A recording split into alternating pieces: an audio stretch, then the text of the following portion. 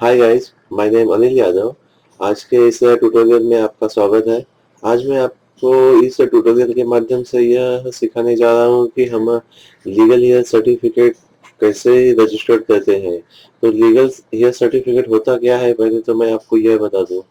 For example, जहाँ पे मैं जॉब करता हूँ, वहाँ बगल में एक ऑफिस है। वहाँ पे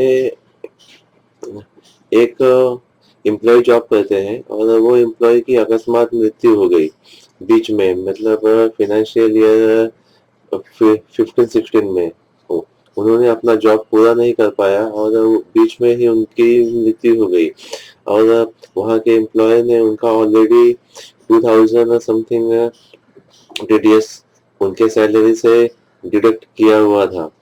बट फिर हम क्या समझते हैं कि जब उनकी मृत्यु हो गई तो हम उनका आईटीआर कैसे फाइल करेंगे, क्योंकि वो इंसान तो है ही नहीं इस दुनिया में। तो आईटीआर पे सिग्नेचर कौन करेगा?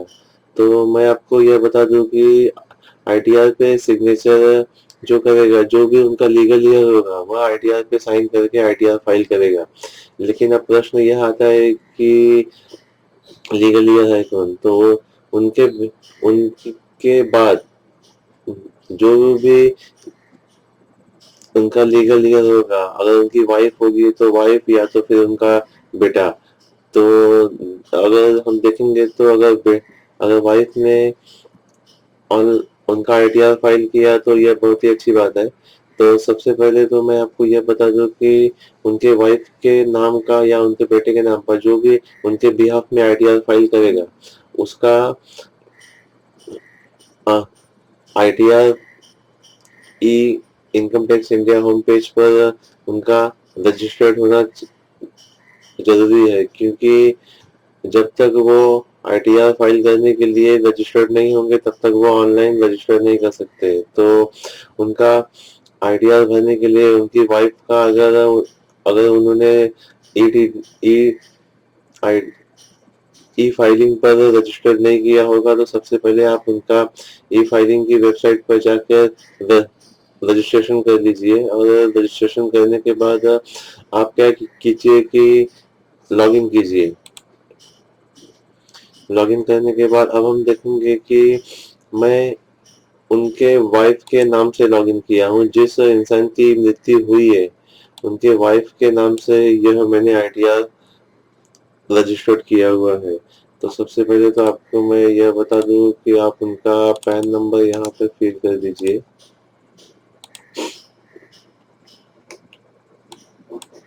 यहाँ पे जन्म तारीख, नहीं सॉरी, यहाँ पे पासवर्ड, यहाँ पे उनकी जन्म तारीख।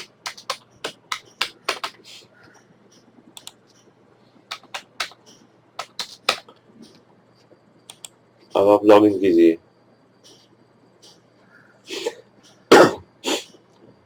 सॉरी। लॉगिन करने के बाद उनका आधार लिंक करने की कोई आवश्यकता नहीं है, हम उसे कैंसिल कर देंगे। कैंसिल करने के बाद यहाँ पर माय अकाउंट में जाकर यहाँ पर हम देखेंगे कि registered as a legal year. तो यहाँ पर हम क्या करेंगे कि यहाँ पे टाइप ऑफ रिक्वेस्ट, तो यहाँ पर हम न्यू रिक्वेस्ट पे क्लिक करेंगे, क्योंकि हम नया रिक्वेस्ट फाइल कर रहे हैं। और यहाँ पे पैन नंबर, तो पैन नंबर हमें उस एम्प्लॉय का चाहिए जिसकी डेथ हो गई है हमें, क्योंकि हम उसके नाम पे रजिस्टर कर रहे हैं ना। तो यहाँ पे जिसकी डेथ हुई है मीन्स जो ये आईटीआर का लॉगिन है, जयश्री, आप इनके हस्बैंड का पैन नंबर यहाँ पर फिल कीजिए, उनका date of birth, surname, middle name, first name. और यहाँ पर आप एक चीज ध्यान दीजिए कि प्लीज सिलेक्ट द फाइल। तो यहाँ पे जितनी भी फाइल मेंशन की गई है, यह ये सभी फाइलें आप पीएनजी या जेपीईजी फाइल में कन्वर्ट करके आपको करनी होगी जिप फाइल में। और जिप फाइल की साइज होगी कम से कम 1 MB या उससे कम में। उससे अधिक होगी तो वो फाइल अपलोड नहीं होगी। तो यहाँ पर आपको बता दूं कि copy of death certificate, copy of pan card of the deceased self attested pan card copy, legal heir certificate, affidavit in presence a notary। तो मैं आपको यहाँ पर यह बता दूँ कि जैसा कि ये देखिए,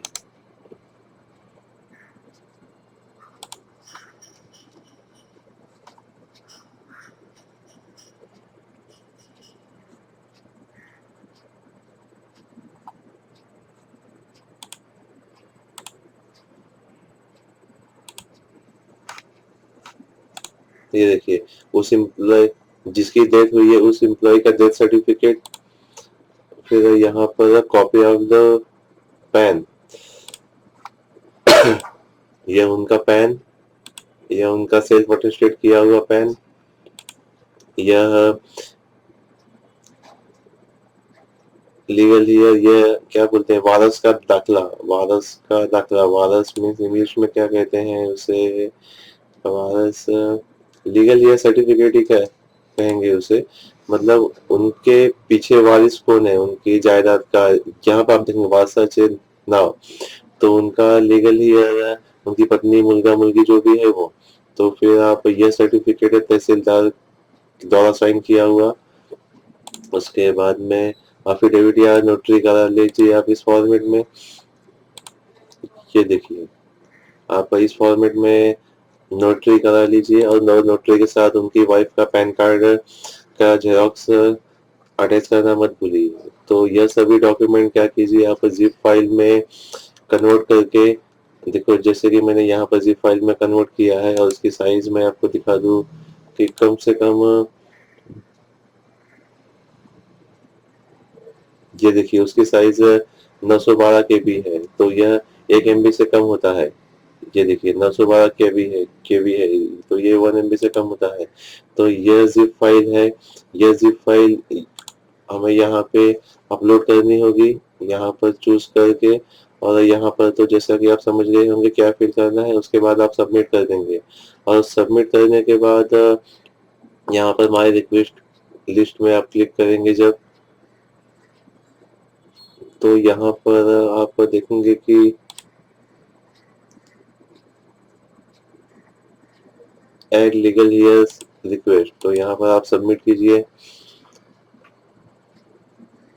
तो जैसा कि मैं बता दूं कि मैंने ऑलरेडी रजिस्टर्ड कर रखा है, इसलिए यहाँ पर अप्रूव का ऑप्शन आ गया है, मतलब कि मेरा अप्रूव हो गया है, लेकिन जब आप करेंगे तो यहाँ पर स्टेटस में पेंडिंग दिखाएगा आपको, और यह 6-7 दिन बाद होता है, तो जिस दिन आप फाइल करेंगे उसके 6-7 दिन बाद यह वो यह ई फाइलिंग डिपार्टमेंट से वेरीफाई होकर ही अप्रूव होगा, तो उसके लिए आपको वेट करना होगा। ओके, और फिर इसके बाद क्या करना होगा, अब तो आपने रजिस्टर्ड कर दिया, जब 6-7 दिन बाद आपका ई फाइलिंग डिपार्टमेंट से आपका अप्रूव हो जाएगा लीगल ईयर, तो फिर आप क्या कीजिए, उनका आईटीआर भरना पड़ेगा, तो फिर आईटीआर भरने के लिए आप क्या कीजिए कि आईटीआर भरने के लिए आपको इस समय ITR 1 नहीं ITR 2 भरना होगा आपको, क्योंकि ITR 2 में कुछ ऐसे ऑप्शन हैं जो ITR 1 में नहीं है, तो आप क्या कीजिए, ITR 2 की जावा फाइल आप ई फाइलिंग के होम पेज से डाउनलोड कर लीजिए, जैसा कि मैं आपको यहाँ पर बता देता हूँ। आप ई फाइलिंग के होम पेज पे जाएंगे तो आपको वहाँ पर एक्सेल वर्जन और जावा वर्जन दो ऑप्शन दिखेंगे, तो आप ITR 2 की जावा वर्जन आप डाउनलोड कर लीजिए। ये देखिए, ये यहाँ पर ITR 2 पे जब आप क्लिक करेंगे तो ये देखिए जावा या यूटिलिटी ITR 2, तो आप यहाँ पर डाउनलोड की बटन पर क्लिक कर कीजिए। अब जैसा कि मैंने डाउनलोड किया है यहाँ पे, ये देखिए,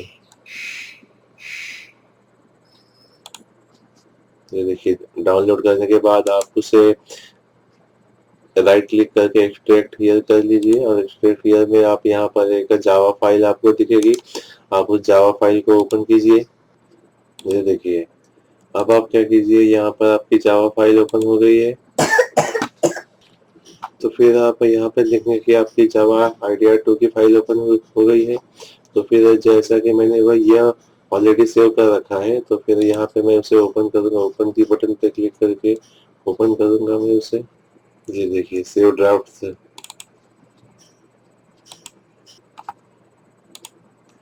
ये देखिए, ये यहाँ पर पूरी फाइल IDR2 फाइल ओपन हो गई है। यहाँ पे उनका फर्स्ट नेम, लेट जो भी है, यहाँ पे मिडिल नेम, यहाँ पे जो भी है सब उनका मिडिल नेम आप फिल कर दीजिए, कि केयरफुली आप फिल कर दीजिए।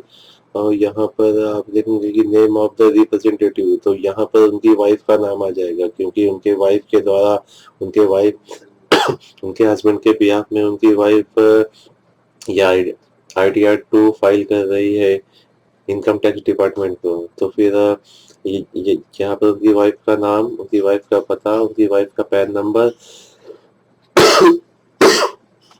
और यहाँ पर पार्ट बी। अब ये तो मुझे आपको बताने की आवश्यकता नहीं होगी कि ये इसे कैसे फाइल करते हैं, क्योंकि आपने इसके पहले फाइल किया होगा। तो आप इसे वैलिडेट कर दीजिए। वैलिडेट करने के बाद आपकी यहाँ पर आपकी फाइल वैलिडेट करने के बाद आपकी यहाँ पर फाइल जब आप उससे वैलिडेट करेंगे तो आपकी XML फाइल बन जाएगी। तो आप उस XML फाइल को क्लिक करके आप क्या कीजिए, आप उसे कॉपी कीजिए, आप अपने डेस्कटॉप पे सेव कर लीजिए उसे। XML फाइल है। और उसके बाद हम फिर से आ जाएंगे ये फाइलिंग के पेज पर, और यहाँ पर फिर हम देखेंगे कि अब हमें यह अपलोड कैसे करेंगे। तो यहाँ पर देखिए कि अपलोड रिटर्न, आप उस पर क्लिक कीजिए। और आपको एक बात और बता दूं कि जब वहां से आपका रिक्वेस्ट अप्रूव होके आ जाएगा, फिर आप जब अपलोड रिटर्न पर क्लिक करेंगे तो आप देखेंगे कि यहाँ पर आपका ये तो ऑलरेडी उनके वाइफ का पैन नंबर है, लेकिन यहाँ पर आपको एक पैन नंबर और दिखेगा जो कि उनके हस्बैंड का है, जिनकी भी मृत्यु हो गई है। तो आप यहाँ पर उनके हस्बैंड के पैन पे क्लिक कीजिए, क्योंकि उनकी वाइफ अपने हस्बैंड का भर रही है IDR2। तो यह बात आप ध्यान दीजिए, उनकी वाइफ का यहाँ पर पैन नंबर नहीं आएगा, उनके हस्बैंड का पैन नंबर आएगा, क्योंकि IDR2 उनके हस्बैंड का है। तो यहाँ पर उनके हस्बैंड का पैन नंबर सिलेक्ट कीजिए, क्योंकि यहाँ पर देखिए 2 पैन आ रहा है, क्योंकि अधिकतर वैसे मामलों में यहाँ पर सिर्फ एक ही पैन होता है, जो जिस एम्प्लॉय का वह रहता है उसका। तो यहाँ पर आप उनके हस्बैंड का पैन सिलेक्ट कीजिए, यहाँ पे IDR2 सिलेक्ट कीजिए। उसके बाद में असेसमेंट ईयर हम 15-16 के लिए अपलोड करेंगे, और यहाँ पर चूज फाइल में जाकर आप क्या कीजिए, आपकी जो XML फाइल है आप उसे अपलोड कीजिए। अपलोड करने के बाद आप सबमिट कीजिए। फिलहाल तो मैं सबमिट नहीं करूँगा।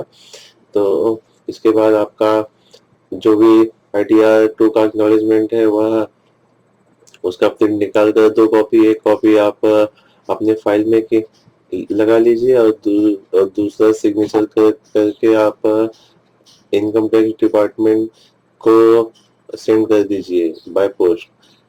अगर आपका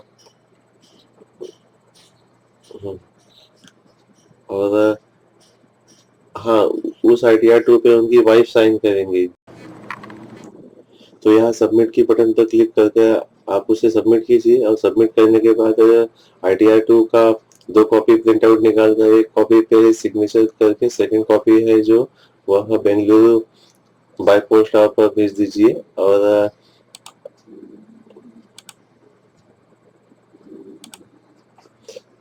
और अगर यह वीडियो आपको अच्छा लगा तो प्लीज इसे और लोगों में शेयर कीजिए, क्योंकि शेयर करने से ही आपका ज्ञान बढ़ेगा। और मैंने जिस एम्प्लॉय के बारे में बात कर रहा हूँ, मैंने उस एम्प्लॉय का यह फाइल किया था, उसे रिफंड भी प्राप्त हो चुका है।